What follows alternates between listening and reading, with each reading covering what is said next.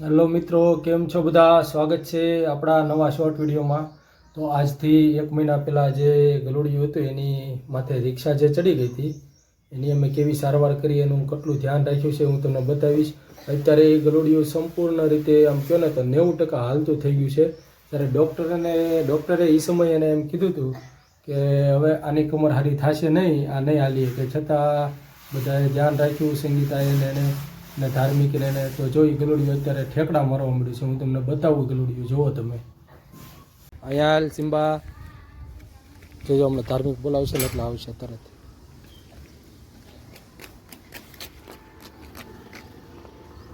જોઈની માં તરત આવી ગઈ. કેવું હાલવા મળ્યું છે. થોડુંક હાલવામાં હજી તકલીફ છે પણ હાલવા મળ્યું છે.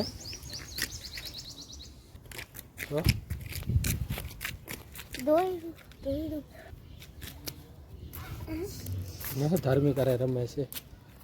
જો ધાર્મિક અંદર લઈ લેશે. જો રોજ ઘરમાં વી આવે એ ત્યાંથી જો ને પાણી. તો જો હવે સંપૂર્ણ રીતે ઊભું રહેવા પાણી પીવે છે.